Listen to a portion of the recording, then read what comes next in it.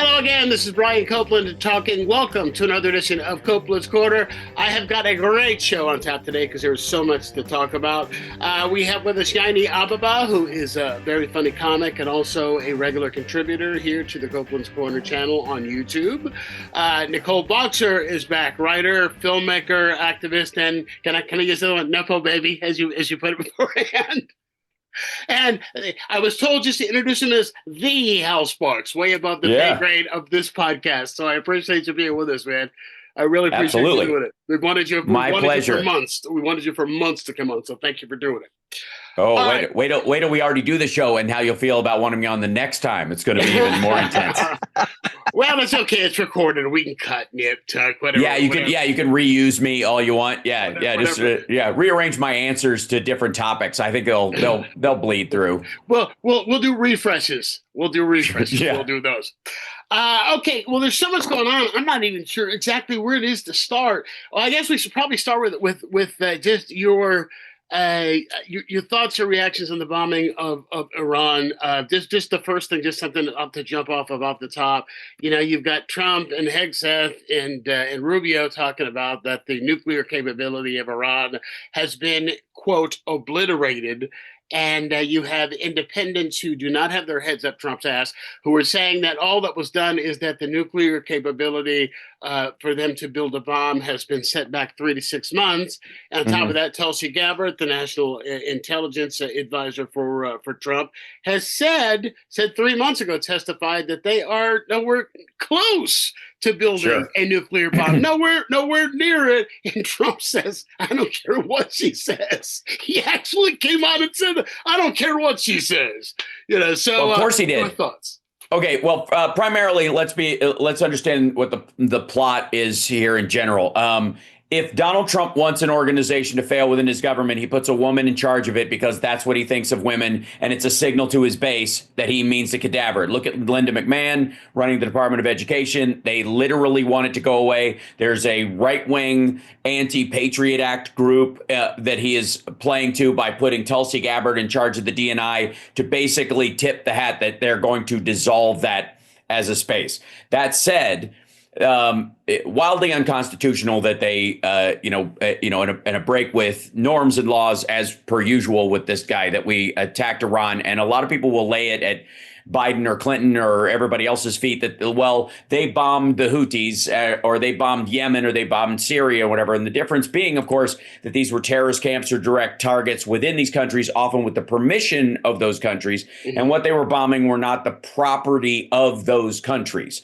This was a very distinct difference. And Trump has done this twice already. He's not knocking off some head of Al-Qaeda. He murdered and he technically assassinated the head of the IRGC at the time, an Iranian, appointed figure. And so bombing inside the country and destroying stuff that was created by what would be the tax dollars of the Iranian people is wholly different than just hitting an Al-Qaeda camp or an ISIS camp or breaking apart the caliphate, which was seeking to become a state overlapping Syria, large parts of Iraq, ultimately Turkey and big chunks of the Middle East. Fighting the caliphate was something that all these states were participating in. Iran is a wholly different thing. This is a sovereign country that he effectively invaded with a bombing campaign. Anybody who thinks this is over because he's magically made up some peace deal in his head that has not played out and that they won't plan, effectively a series of October 7ths in response to this because that's what you do when you're on the downslope of something like this is a maniac. Or September 11th because of our intervention. In fact, the State Department issued a travel advisory for Americans traveling abroad on the 22nd. Especially if you're orange. Yeah, true. But also, hey, it's very convenient to have another one of the high ranking on the list of people we can't stand, the Muslims. It's a very convenient thing to start a war with them when, in fact, Trump would love to have a war and be able to say we're under attack, as you all know, so that they can start jumping people, locking them up, putting them in detention. His administration profiteering off of that entire cycle. So I agree with what Hal said. And I also agree it's just part of the brand. This is what they do. They love to ban all Muslims from being able to come into this country. And why not ban us from also being able to go there And lastly, I'll just say, anywhere we go now, they want an excuse to track us, to track us American citizens, to track those non-American citizens in general. That's sort of the bigger picture plan. Yayne, thoughts? Well, I think this all has to do with resources. I think that it serves different agendas for different people. For the religious zealots, they think it's going to bring the second coming of our Lord Jesus Christ. And they'll be very surprised when he's not drinking a Coors Light and wearing a MAGA hat. That's all I got to say. But that also, that they and just not discovered white. that, You forget and not white. Yeah. Well, I was trying to be sensitive. For once in my life. But also they just announced, I'm trying to find the name of the minerals, but they just announced in Iran that they have found a huge supply of rare minerals that the tech industry needs. Right. And so there's that timing of the tech CTOs becoming lieutenant colonels and us bombing. And then also like he's doing what Bibi wants. Who knows what Bibi promised him? But it fills all these different categories. Like it fills the whole, like, peace through strength bull that he thinks his base is going to buy, but they are not. It also is going to enrich him financially because America has promised those minimal rights if the war is successful against Iran, right? And then he looks like he fought off like the big bad Muslims. So there's and then the zealots, the Heritage Foundation zealots who created Project 2025 think this is going to bring back Jesus Christ. But if I was Jesus, I'd be like, y'all, no, I do not want to be with y'all. No, thank you. I will be in Paris. Jesus, I say, that water I made into wine. Sorry, Jesus would be in Paris with his bloodline. Is that the idea? Are we Merovingian? Are we going straight Dan Brown? Oh, you went there, Hal. Oh, yeah. I was just thinking about like Jesus chilling, turning the Seine water into wine, and just enjoying a nice afternoon with a baguette. So that's where I was. I've never understood. I'm an optimist. Why wouldn't water just stay water at that point? I think really that was an antiseptic thing.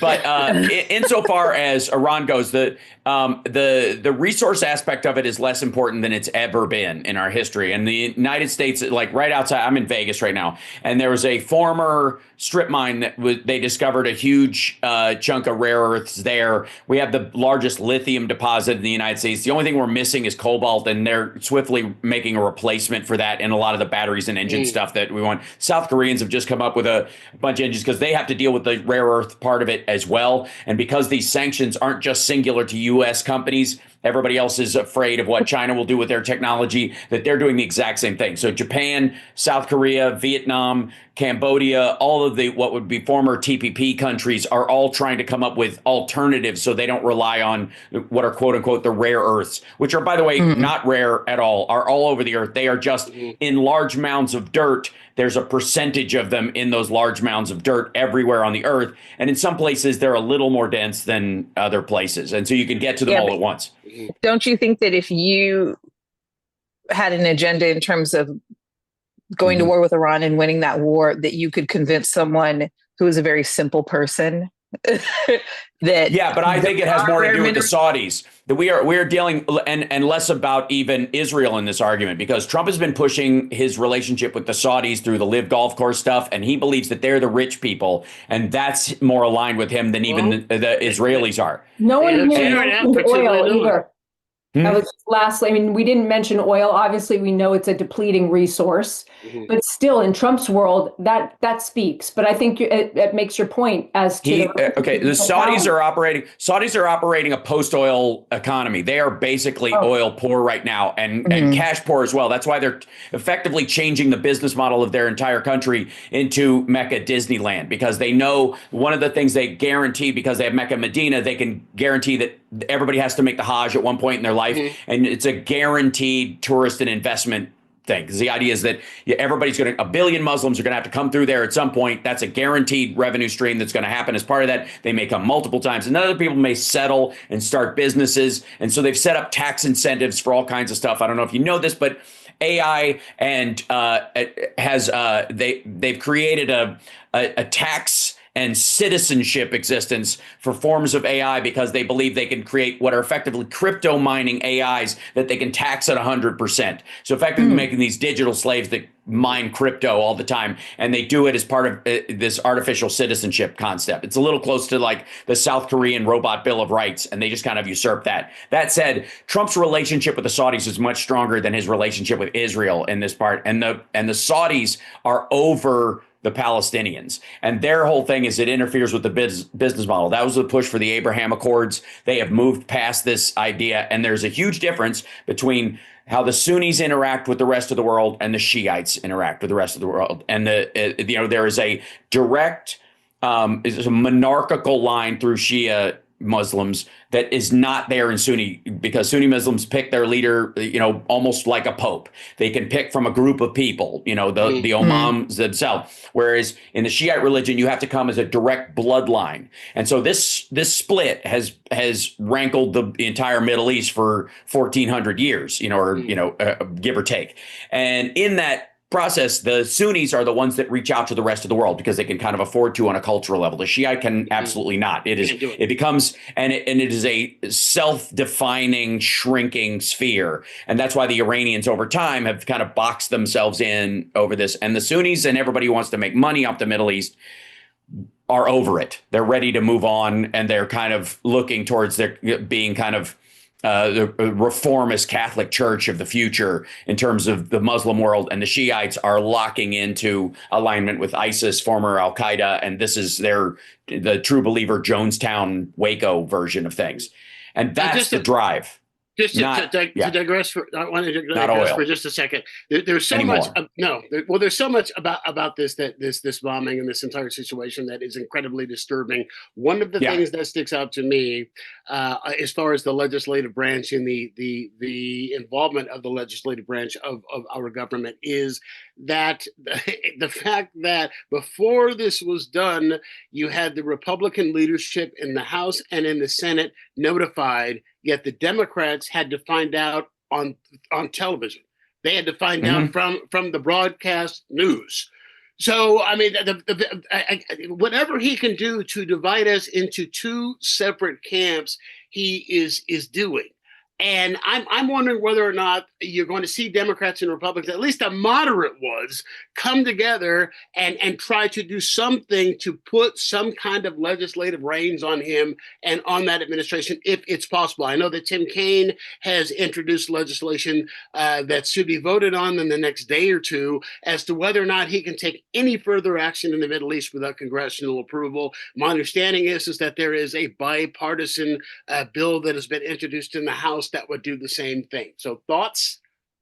And I should mention too, by the way, if in fact these bills become law, do they mean anything? Is he going to go ahead and abide by them? Isn't anybody going to hold him accountable if he won't? They have to have a veto. They have to have a veto-proof majority to get it through, anyways. They may. No, they will not have these. And there's because he already started what happened in Iran. His reactions to it and the blowback to it are would be outside the powers of that particular scope. Like it would stop him from invading another country, maybe if he followed it, which I wouldn't trust him to do because it's already the law. The issue that we really have is the fact that if he's already bombed Iran. So if they do anything else in retaliation, he gets to respond to that under the war powers that he already has, unless they draw them back. And you can't. You would never take that away from a president generically, no matter what, so that if we're attacked, you can't do anything. It's dead in the water in that regard. The only issue that we have is that, and it isn't even about a political divide, Democratic voters didn't show up. And they handed the presidency in one form or another, whether it's uncommitted or the Muslims for Trump that became Muslims for peace after he started saying Trump Plaza Gaza, whether they were suckered or in on it from the start or lazy or whatever the thing was. The reality is Democrats are out of power in the House and in the Senate. We don't have control of the Supreme Court, and Donald Trump is the president of the United States because a bunch of voters took their hands off the wheel. All right, let me ask you this then. Everybody keeps talking about midterms. Is that going to make any difference? Do you see this blue wave coming that everybody's talking about? I mean, with voter suppression, with rumors of voting machines being digitally manipulated in some way? Are we actually going to see a fair election in 2024? Yes. I don't think we're going to see a fair election. Forgive me, in 2026. Yeah, I don't think we're going to see a fair election. I mean, here in Tennessee, they're constantly purging the voter rolls and making it harder and harder for people to vote, because they know, one, a lot of people from blue states are moving to these places and turning them into purple states. And two, they know voters turn out, they lose every single time. If they don't gerrymander it and suppress the vote, the GOP does not win. So they can't afford not to interfere with the election, if that makes sense. So, but I think that their FAFO is going to get to them. Do you know what I mean? Like, people are so mad. People are mad that they are turning. They're like, hell or high water, I will sit in 100-degree weather and I'm going to vote. Here in Tennessee, they don't even tell you when the primaries are. They don't send you election ballots. It's not like California. Like, when I lived in, I'm from California, right? Born and raised in San Francisco. They're like, we want you to vote, and here's everything you need to vote. Tennessee's like, yeah, no, you don't need to do that. It's fine. We got it. We'll just put what we want in there. So you don't know where your voting place is. You have to have a voter ID card. All these things need to match. If they don't, they purge you from the voter rolls. It has to match with your real ID. Like, womp. There's no voter ballot. You don't know what you're voting on. You don't know when you're voting. Like, none of it.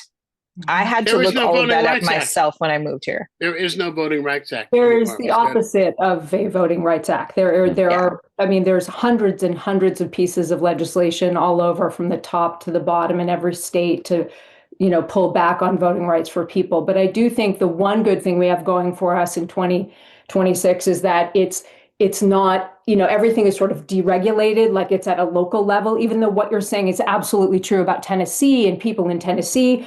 There are good people out there fighting to make sure people have access to the ballot. And, you see lawsuits everywhere. I just, I got to believe in people. I of course they're going to try to steal. That's their reason of being. That's their raison d'etre. They know they can't win elections moving forward forevermore. With the makeup of the United States, hence why they want to deport so many people, et cetera, that are here legally. But this time we have to show up in numbers that are to rig. Well, I think also will. There is. Yeah, I agree. And I also think they have a problem that they did not have before. One is that, and I've been talking about this since the election, that Donald Trump ran as Santa Claus and has to govern as the Grinch, which is always what happens when you overpromise things you can't deliver. And in his particular case, because he's such a habitual liar, he promised everyone everything at the same time, and quicker and faster and more beautiful and cheaper and easier than everything else. And so there are, when he got elected, 2 trains left the station on the same piece of track, heading towards each other in a bunch of different areas. The Epstein files are a great example of that. On the one hand, day one, we're going to release everything, but Donald Trump has only had 2 friends in his entire life, Roy Cohn and Jeffrey Epstein, and both of them were pedophiles, and both of them are dead, right? Like, so, and both, and he is in the files and in, Epstein's circle more than any other famous or well-known person that everybody has charted. So those trains left the station. The one that says we're going to get everything finally and shut down the cabal of, baby-eating child molesters that run the government / Jews. And that train left the station. And then the other train left the station that quietly had Trump writing in the engine that he was friends with this dude for 25 years and he used his airplane during the campaign. And he's been, while he never flew to the island, his plane went to St. Thomas all the time. And that's how people got to the island. And all that stuff is there. And so those 2 things left the station at the same time, and they are not going to divert before they hit. It's just a matter of time. They started hitting, and part of this Iran thing had a lot to do with the fact that was boiling in MAGA world, not you and me, not Democratic voters. We know this stuff already, but maggots were starting to get upset. And the other factor, besides these dueling concepts that have to smash into each other on a multiple. Tariffs aren't going to work. They're not going to replace the income tax. It's a failed idea, and everybody knows it around him. So he's either going to have to rescind them and look like a coward, or crash the economy into it and create a recession directly to bring down our interest rates. It's the only options he has. And that he didn't get smarter because he got reelected. These ideas didn't get smarter because people picked him twice. They're both stupid. So the other problem they have, the last thing I will say is voter ID. There is this weird panicked, as much as they believe that everybody should have ID on, to vote. Ironically, maggots are very afraid of real ID. They have this paranoid Alex Jones feeling towards real ID, and a huge chunk of MAGA aren't getting their real ID and will not be able to go into federal buildings, airports, and other places. But on top of that will be any place a federal election is taking place, because your school and all these places become deputized federal facilities. That's what they want for this voter ID situation, and their old license won't cover it, and their NRA membership card ain't going to cover it. It's going to have to be a federal ID. And so Democrats aren't going to have this problem. Yeah, Democrats aren't going to have this problem. Republicans don't have passports because there's no other country worth going to. Where do they go? They don't go. No. Well, listen to Ted Cruz and they go to Mexico while hating on it. Yeah. All right. Let me ask you this. Since you have Republican elected representatives both in the House and in the Senate who are being told not to have town hall rallies because of the fact that they just don't go well. If you've seen any of the video, you've got your own constituent. They've got their own constituents in ruby red districts and ruby red states who are coming after them. Do you see these people continuing to vote for that party a year from November? Or are they just so entrenched in this cult that it doesn't matter that he's going to potentially take away Medicaid from 10 million Americans? And you got 8 million Americans who are going to lose their health care, or the fact that the farmers are taking it in the shorts. I think it depends. I think it depends on their news source. I really do. I think it depends on where they're getting their information from. If they're still getting it from Newsmax and OAN and Fox News, then they're going to stay with Dear Leader. Even if they've lost their health care, even if they know, but this is not, you can tell me whatever you want, but I know if I can't go to the doctor. You're saying that doesn't. Yeah. They will find a way to blame others. And the problem is that most people are getting their news from social media now, right? And there is so much misinformation for people who want like that confirmation bias. So there are paid MAGA people who are out there getting paid. There's the bots. There's all these things. And, they come for me on TikTok, and I take the time to look at their profiles and notice that they like all the same things and look exactly the same. So I know that they're being paid, but the average person isn't doing that. And they're like, well, maybe I should stay with this. Maybe this is the right thing. Maybe the Democrats are giving me the wrong information and they're not really trying to take for example, is the woman who's all over social media right now saying we're not at war with Iran, because Trump said that we're just bombing them to, I forgot why, but like those are direct talking points. Bombs. Yeah. Mm-hmm. Yeah. So it's just, they stay with it. And I talk to these people at the grocery store. For some reason, they want to talk to me. I don't know what it is. I'm just standing there looking like, do not talk to me. And they're like, oh, let me talk to her, So I talk to these people at the grocery store, and the information that they have is absurd.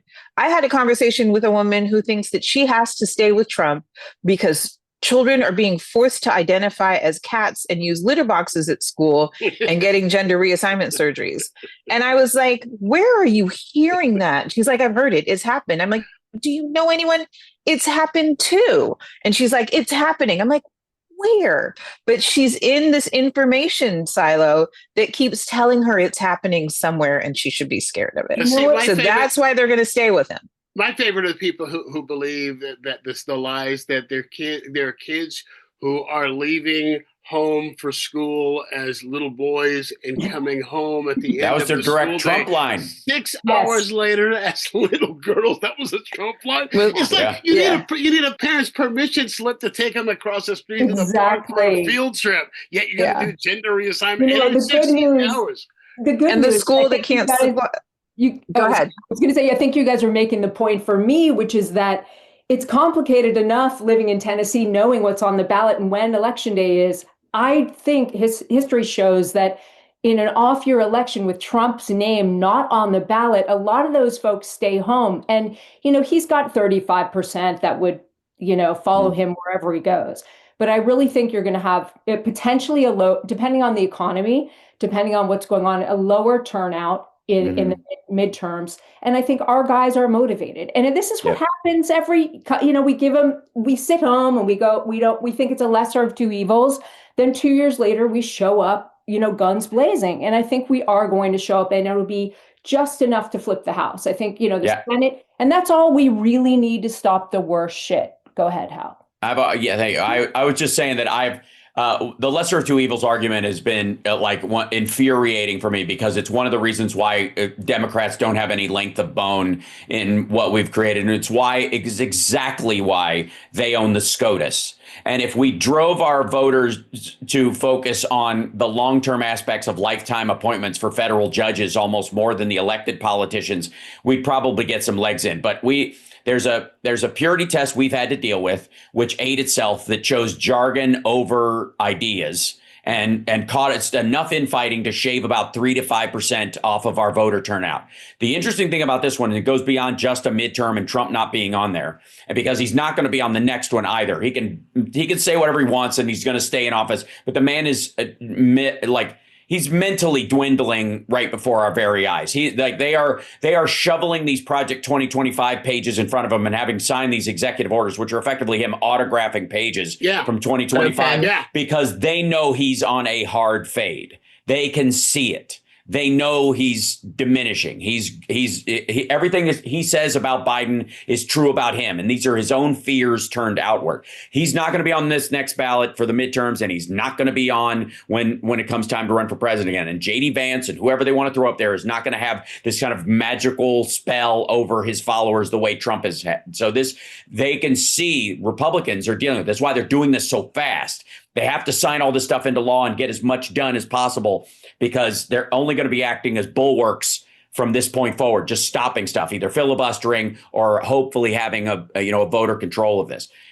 But the maggots are not going to show when it ain't Trump. Yep. Period. I think that's what's on the Republican side, is that not enough people are paying attention. It does if they are, but to the wrong stuff. They're paying attention to disinformation is what I know a lot of people here where you're just like, girl, did you just hear blah, blah, blah? And they're like, what are you talking about? I don't know. I had to take my kids to soccer practice and do this and that. And then blah, blah, blah. I had a volleyball tournament. Then I had to go to the store and get all this for my kids. Like, they don't have time to pay attention.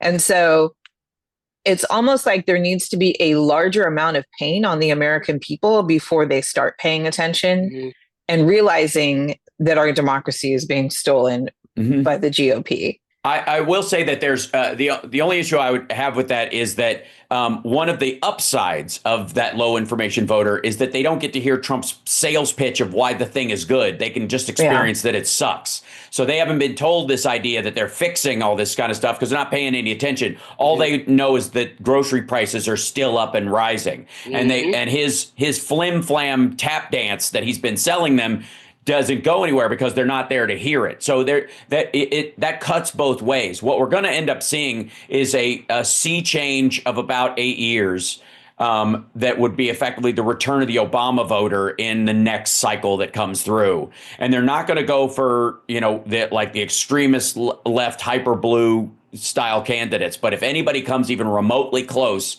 to a centrist Democrat who just wants to run the government functionally, they're going to go, oh, thank God, and tap over that. The independents will go that way. The Democrats are going to lock in because they know the damage now. They're not going to fade. And then the left-leaning independents or the Obama independents are going to come home to roost. And the Republicans are going to have a real hard time bringing rhinos over to somebody who's as extreme as Trump and go through this shit again.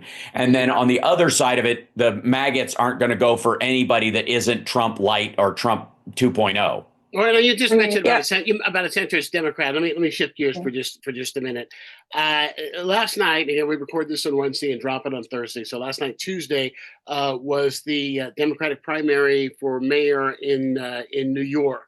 And Zoran Mamdani, and I hope I'm saying his name correctly, who came out of nowhere, quite frankly. I guess he's a state assemblyman who was not expected to do well at all, blew everybody out. Now, he is not the nominee. He has not actually officially won the primary, but he's so far ahead that it looks like it because they've got ranked choice voting, and he's not quite at 50%. But because of the spread between he and number two, who's Cuomo, it's looking like he's going to be the nominee for mayor. And because of the fact that in New York, Democrats outrank Republicans 8-1, registered Democrats and registered Republicans.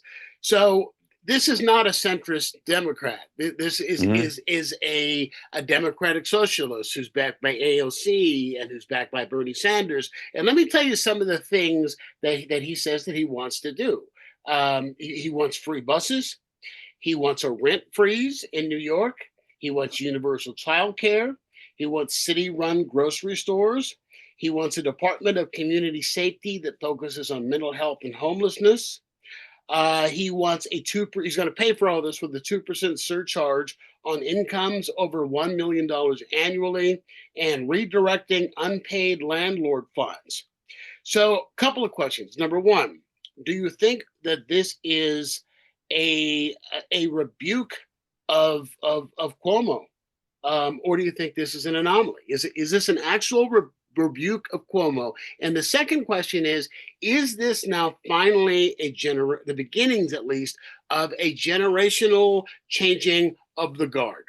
Can I dive in? I think it's a total rebuke. I think that, look, I think this is a rebuke of Cuomoism, of Clintonism, of all of the things that we've been talking about and screaming for the party leadership to hear us saying, look, we want to turn the page on this, this era. And I really think it wouldn't have happened if Mamdani wasn't an amazingly, incredibly talented candidate. He has got a mother as a filmmaker, his father's a scientist. Like, he's really in the zeitgeist of what's going on in New York in terms of the problem. And he's just saying, basically, New York should be for everyone. It shouldn't be for just the wealthiest people here. And we need to make the city work. So I think I hope it's not an anomaly. It's kind of a test run for this type of thing. And it's going to be unbelievable to watch an Adams, Cuomo, Mamdani three-way clusterfuck in November. This is a wake-up call. This is a wake-up call to the establishment Democrats who are not aware that the everyday person is sick and tired of the establishment Democrats. This is falling out, sorry. As a native San Franciscan, I can tell you I am sick and tired of Nancy Pelosi, and I do not consider her to be a progressive or as liberal as I am.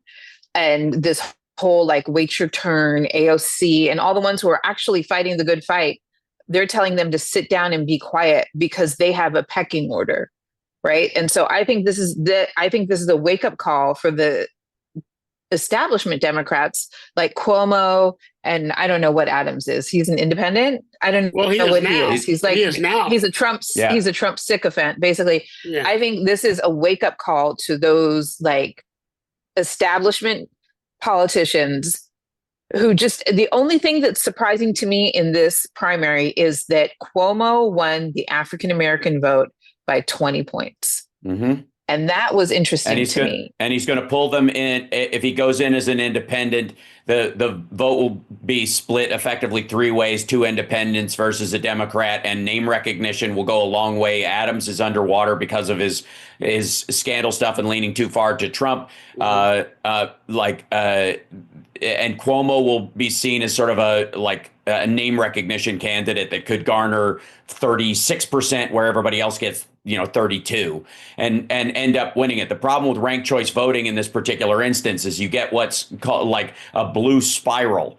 And because it's primaries, you get you're getting taking a blue area and turning it bluer, which is not a victory. It's sort of a circle jerk. It doesn't move the needle in terms of federal law. It won't move the New York law base. It will, if he can effectively get something through the city council in New York, it would be a frigging miracle. So most of what he's promising, even in the tax base, is facing a huge uphill battle. Maybe he's going to fight for it, but then you risk disenfranchising the people who are like, finally, we got our guy, and they put a lot of faith in him, and then the system still exists as it does for good reason. A lot of times, the same reason we have a filibuster, and if we'd have gotten rid of it when when Democrats were in charge, the Republicans would have run roughshod over even more stuff than they've done in a permanent sense in the Senate. This is more of a sign of primary voters and the action of activist primary voters in New York City than it is indicative of the New York electorate. And the only way we will know if it's an anomaly or if it's a real sea change is how the vote goes. If it's a slipshod vote and everybody's close and they're 3-3 on the margin with, each one of them kind of slicing it out and somebody squeaking ahead by 2 points, it's not a mandate. It's a lesson learned from Donald Trump, is this idea that if you give yourself the illusion of a mandate, if you claim a mandate and you just have 52% of 52% of 52% of the electorate, you're going to be vilified and hated by a big chunk of the electorate. You have to behave like you represent everybody, not just finally my people punched our way through and we're going to control this thing. And that's where you get the blowback voters. And that's what's going to happen to Trump. And us not learning the same lesson isn't going to help. I think one of the factors that could really help Mamdani, though, is that it's a off-year election, right? It's just, there's not going to be a lot of get out the vote, and that is going to help him. The lower the turnout, it really does help the candidate that doesn't have the most name recognition. So I think, and the other thing, but you have a lot of return voters. Opinion, okay, yeah, this is my opinion, and I also think that there have been the policies of the old guard were really challenged by Ezra Klein's book and abundance and all this stuff. There's so many things that are blowing in the face of Cuomo, blowing him back. Women don't like the guy.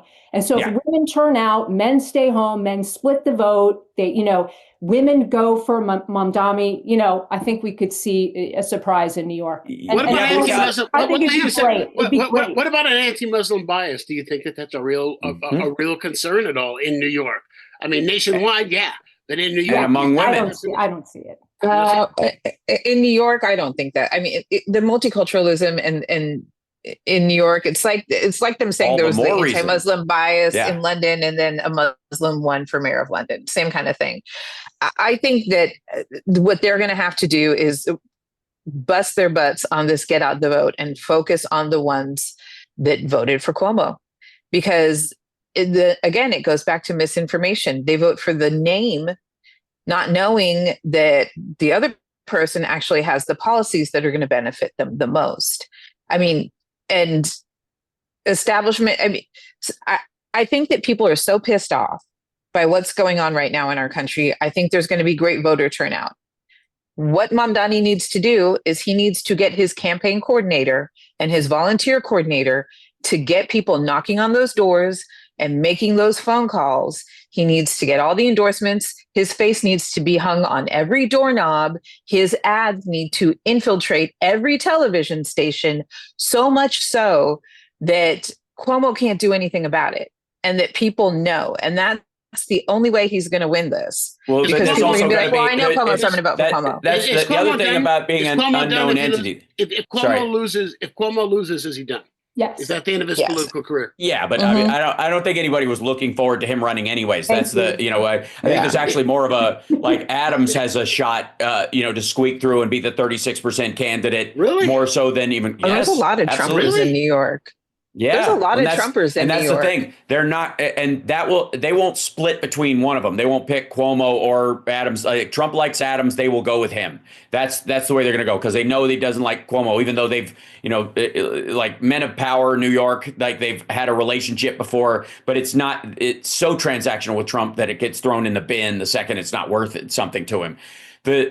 Again, we will find out, but ultimately, I've seen a lot of emotional weight put on New York City having a mayor that's, a young and upcoming Muslim and that kind of stuff, which is will be kind of cool and almost like a more of a TikTok event than some sort of singular sea change in how the city is run, because it is a giant cruise ship. You would need 4 terms to do any of the stuff he's talking about. And so if he paces himself and he's able to do it, awesome. But there's no way he's going to bum rush this stuff through. And the problem is holding your electorate together if those things don't start showing up, because free buses are a big thing. State-run grocery stores are city-run grocery stores are not going to happen. They will not exist. What about a rent freeze? Here's the problem with rent free, and here's why rent freeze actually and rent control is going to be a primary push almost across the entire country. Because if you have UBI, which is going to be necessary if AI makes the advances it's going to make in the next 5 years, and people are going to start losing their jobs, if you do UBI without rent control and rent freezes in place beforehand, everybody's rent just goes up $1,000 because there's $1,000 out there. That's what will happen in LA. If you don't have rent control before UBI, the UBI will be instantly eaten up by the must-haves. Your grocery prices will go up to match it. It will just be instant inflation.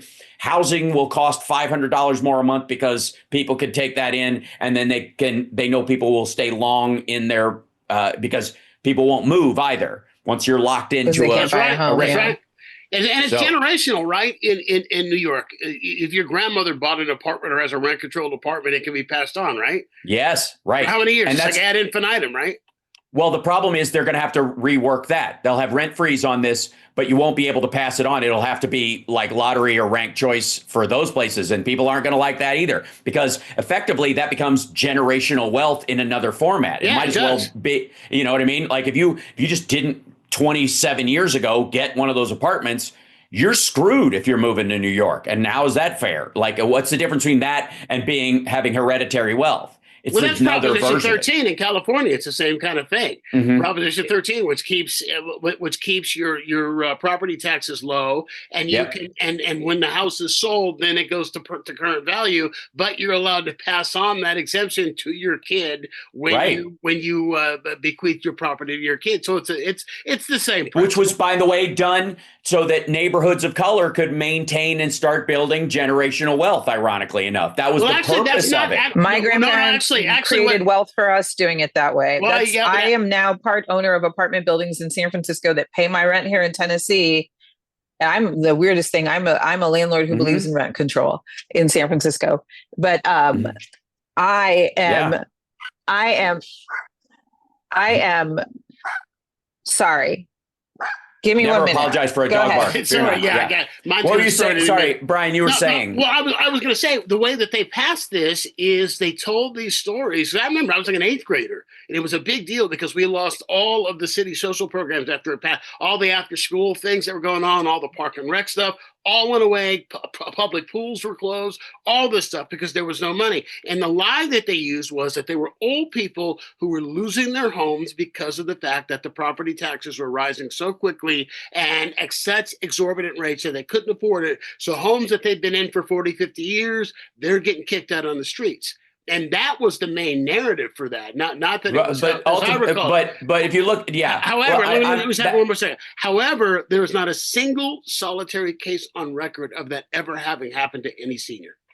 Well, what they had at that particular point, too, was that California real estate was going up in value so quickly that property tax outpaced what people were actually making. The value of somebody coming in and buying your house out from under you was enormous and in and of itself a career, unlike whatever job you could possibly have in the area. You know, one of the things we talk about in California is the cost of a house. Oh, my God, the median cost of a house is $800,000. Well, it's the same median price in Bakersfield as it is in Toledo, Ohio. The difference is there are $27 million homes weighting the average in the other direction, and the largest stretch of single state coastline in the entire country besides Florida. And no hurricanes. I mean, we have earthquakes, but that's what did it. So what's holding these, what's driving those prices up? And they were happening so fast. People were like moving to LA and moving to San Francisco, moving to San Diego. The prices of those houses went up exorbitantly. And if you tracked the tax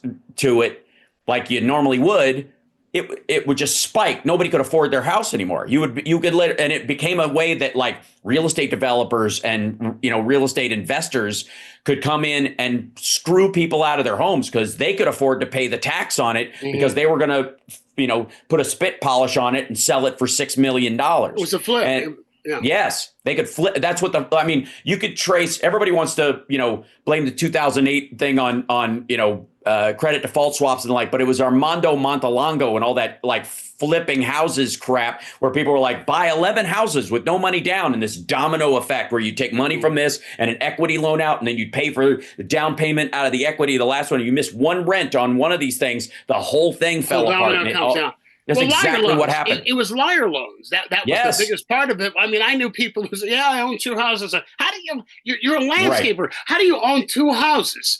You don't even own the landscape. The bank owns 2 houses. You lit 2 wicks on a piece of property for the bank at some point so that they can figure out when to do it. But dated income. Yeah. So but I'm dead serious about the rent control part of it. That's going to be a necessary part of just how the economy is going to start moving. Because even in, I think, Ezra Klein's abundance book and stuff, which is quite frankly lifted from a book called Abundance from about 10 years ago that talks about like the advances of technocratic, economy and the idea that we're moving very quickly towards a post-labor economy. And nobody's ready for it.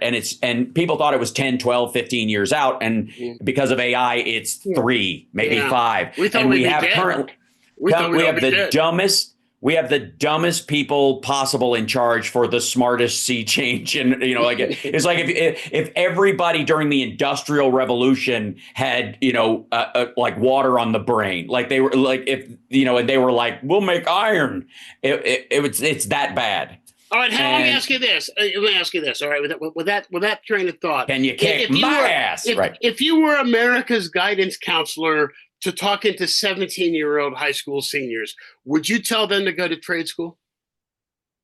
Looking at what you just said, based on what you just said. Yes, I tell them to be engineers. Because what will make a difference in an AI economy is where the rubber hits the road, mechanics, and high level mechanic stuff, and building language models. Robotics and electronics, that kind of stuff. You're still going to need people to do a lot of that stuff. Direct welders, all that kind of stuff. The like heavy lifting robots aren't going to be around for a long time, so people are going to have to operate load lifters and stuff like Ripley and Alien 2.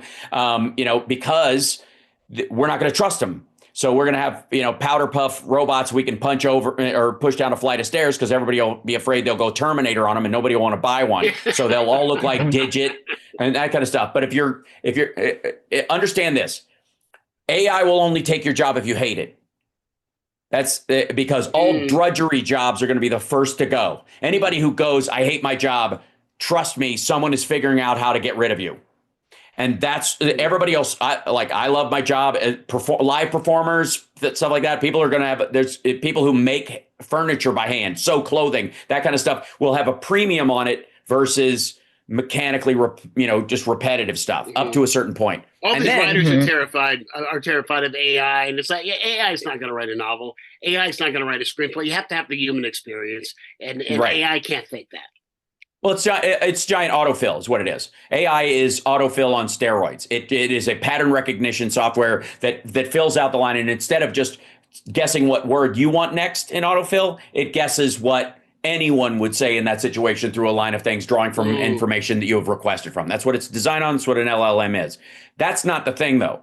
AlphaFold and AlphaBrain and the sort of the machine learning stuff, which is, while we're all talking about AI and we're all talking about large language models and chatbots, is really driving the direction humanity is going in right now. And this is the biological shifts that will come because they're figuring out basically how to do bespoke vaccines to you, not to the disease you have or the strain of the disease, but your actual person. Mm-hmm. That stuff is happening. And it was always a pipe dream, like, cold fusion. It had this kind of like always 10, 12, 15 years. And now it's here. They're already doing it. The AI radiologists, they're based on these kind of pattern recognition softwares that they built, can spot cancer months before a human eye can. And that is going to change like what we spend on healthcare. Healthcare, I believe, we talk about healthcare as a right. I believe healthcare is a responsibility. Healthcare is a responsibility. If you can be healthy and keep yourself healthy, you damn well should. So you don't use up resources that are finite that could go to somebody else. Don't borrow from the system all the time just to placate yourself. And if somebody else can't afford it and gets in a situation where they've got a disease or an injury or something like that, we as a society should be able to use those resources to support that person and help them. And that's it. That is our responsibility to them and to ourselves. Let me stop you for a sec to bring everybody else in on this. The last topic before we run out of time here that really has to do with healthcare. It's twofold. One is that today, Wednesday, is the first meeting of the CDC panel that looks into what the vaccine should be for the flu and for any COVID mutations that take place in the fall. Normally, it happens in January, as it has for the last 37, 38 years. Kennedy canceled it. And then Kennedy went and fired the 17 members of the advisory board. These were all, scientists and doctors and experts in vaccines and in viruses and how they mutate. Fired them all, replaced them with 8 new ones, including a number of vaccine skeptics, and 7 of these 8 have no medical expertise whatsoever. And you've got a prominent vaccine skeptic who's supposed to be addressing them today. That's number one. Number two is, and this is just fascinating to me, but it shouldn't be, Mitch McConnell, we were talking about how screwed up the Supreme Court is, Mitch McConnell has been called, there's a book about McConnell called The Man Who Broke America, because quite frankly, he did. He told a closed-door meeting of Republicans yesterday, Tuesday, that the millions of people who will lose Medicaid, quote, they'll get over it. It's 10.3 million people, according to the CBO, who are expected to lose their insurance if Medicaid, if the big beautiful bill goes through and Medicaid is cut. And McConnell said, they'll get over it. They'll get over it. So number one, as far as the CDC and what's happening with vaccines, because we're not going to have the vaccine worth of shit, quite frankly, even if they come up with something. Do you think that another pandemic is possible, probable, or inevitable? And what do you think about McConnell's statement that people, the 10 million people who are suddenly not going to be able to go to the doctor, are just going to get over it? And I say let's give Nikki the first shot here. Yeah. Okay, cool. The answer to your first question, will we have another pandemic? Is it probable? Yes, of course. I mean, of course yes, of course. I mean, if I can just, I've been a victim of some of these things, like just, the novo virus and this one, and I mean, they're everywhere. Everyone is getting something. No one knows exactly what's going on. I agree with Hal to a certain extent that, it's our responsibility to take care of our bodies to the best of our ability. But I think the people that are going to be hurt the most by the cuts in medicine are to people that don't have the information, that are vulnerable, that are low-income people or live in rural areas and don't have access to basic healthcare or even information about it.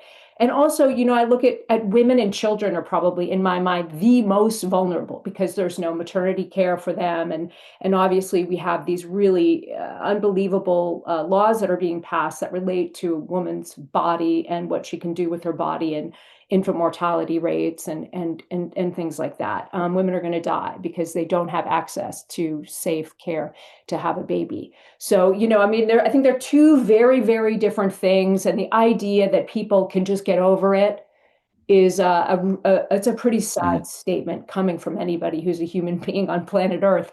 It's not a very loving place to be. And we've talked so much about technology and policy and all these things. At the end of the day, we're human beings. And I believe so much that government should not be replaced by AI. It should be human beings who want to uplift other people and care for the weakest in the society. So I'm kind of a bleeding heart liberal on that.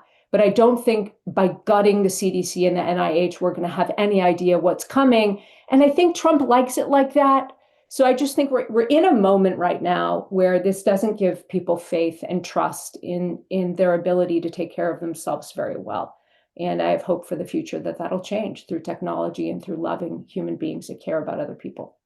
Yayne? As to the statement that it's a person's responsibility, when there's food deserts that are intentional in communities where they only have access to food that's fast food or dollar store food, and there's also a healthcare desert, and they're not given the information, then it's impossible for them to take care of themselves because they don't know how, and they're not given the resources to do it. And that's where it would be our responsibility. People. That's what I'm saying. The responsibility shifts to the person who can to make sure that people who are in that situation get what they need. Yeah, but that's intentional from people like Mitch McConnell, right? Mitch McConnell is an evil person, in my opinion. He does not care about people. He does not care about anything but his own power and his own wealth. So, of course, someone that cold and callous, who's proven to be cold and callous his entire political career, is going to say something like that.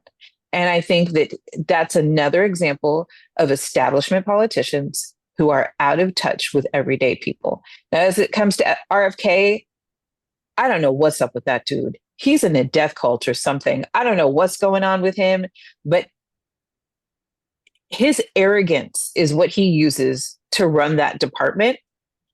And he's just delusional. He is a delusional person. I don't even have a finger on who he is. Or his brain worm. Either of them. I don't know who they are. So, Remember when the Kennedy name used to be revered? Remember that? Remember when the Kennedy name was revered? Well, we'll give you the last shot. We got a couple of minutes left. Go ahead. Appreciate it. I'll try and make it quick. Here's what I would say. As much as I would like to think that there's some sort of greater plan in this, around, limiting budgetary costs and their view on fiscal conservatism and Medicaid and expansion is too much of a cost and blah, blah, blah, and we can't, our children, I think they're just culling the weak. I think that to some degree, Republicans don't care about anybody that they don't think can bootstrap their way through life. And if they pass away, it just saves everybody. This is the Henry Kissinger useless eater crowd that they're just over it. Yep. And I grew up in Peaksville, Kentucky. One road, 46 people. If there's a food desert and a healthcare desert, Peaksville, Owenton, Schweitzer, that'd be one of them. And Mitch McConnell has been Kentucky's senator forever, for my entire life, basically. Mine too. And his whole, he lived in the nice part of Frankfurt and Louisville, where the Arabian horse money is from overseas that keeps the state afloat, and the Russian aluminum mines and the like. But everybody else, you're just in the sticks. We grew up in the sticks, and that's that. And the reason why he thinks they'll get over it is because when he grew up, nobody had anything even close to this. And they got along fine. Never mind the fact that people died in mass and life expectancy was lower and infant mortality, is going back to the direction it was when women died in childbirth. The man had polio as a kid. The man had how can you not have empathy for people with no insurance when you had polio, for God's sake? And because he thinks he shook it and became a senator, and he was the majority leader, and he thinks, why can't you get over it? That's why he thinks they'll shake it off. And when it comes to like RFK Jr. or whatever, that's a personality cult. That's he's like, that dude had a presidential campaign so he could sleep with patchouli hippie chicks all over the place selling this anti-vax bullshit. That's what he did. It was just a way to get away from his wife and get laid. And he's turned it into a small industry. That's all he's in this for. Is there these like nutcase, like, freckled titted macrame top women that he likes that will throw ass his way because he talks about, like apples will cure cancer. Like there's a crowd for that. There's church people that fall into the same stuff. They're the ones who sleep with the road preacher when he comes through town. And that dude knows exactly how to talk to drag them into the trailer. And that's what he is. It's all he will ever be. And the whole, by the way, his environmental lawyer myth was created by the Kennedy family because he was a dirtbag, and they were trying to salvage the Kennedy name by giving him a hobby so he could fly around and act like he gave a damn about the environment, and he doesn't. He's no Aaron Brockovich. He's full of shit. It was all about getting laid. And they know, like, at least he's not back in Kenny Bunkport doing heroin on the deck. I met him twice. Other than that, I have no opinion. I had him on radio and TV both as an interview subject. Both times he was pushing the Appalachians and how we had to do something for the poor people in the Appalachians and something about the environment there. So that is what you said. My daddy's buddy is a dentist who goes down there and volunteers his time pulling teeth and doing fillings for people in Appalachia all over the place. And I guarantee he's never run across that dude anywhere in Western, in Eastern Kentucky and West Virginia. All right. Well, with that, we are at the end of the hour. A pleasure to have all of you. Hal, thanks for doing it. I hope you come back. Yeah, thanks for having me. You guys are great. Appreciate it. Right. Nikki, always a pleasure to see you. Thanks, buddy. And Yayne, I know you'll be back because you're here all the time, which is awesome. You could check out Yayne's commentaries here on the Copeland's Corner channel on YouTube, and they're in our podcast feed as well. So Yayne Abeba, Nicole Boxer, Hal Sparks, thanks. Thanks, Brian. And I will check you out next week. If we're still here next week, we'll see. If we survive, if we don't die from the Kennedy no vaccine or an Iranian terrorist that's a sleeper in a sleeper cell here, we'll be back here next week. If you like the show, there are a couple things you can do to support us. One is by telling all your friends and having them check us out. Second is if you were listening to us, go to go ahead and plug your Safeguard. You want to plug Safeguard? Go ahead. No, I'm saying this is, I've got plenty of horse dewormer if you guys need any of it. I got allegedly it tastes like candy apple. I have not tried it yet, but I also don't have taste buds in my rectum, so I don't know quite how I'm supposed to administer it. I just figured if I was going to get on the Joe Rogan bus, I would need at least 4 boxes of this stuff. I found it in a bargain bin because apparently it didn't work. Oh my God. True story. And on that note, I'll check you out next week. Till then, be kind to your neighbor. He knows where you live.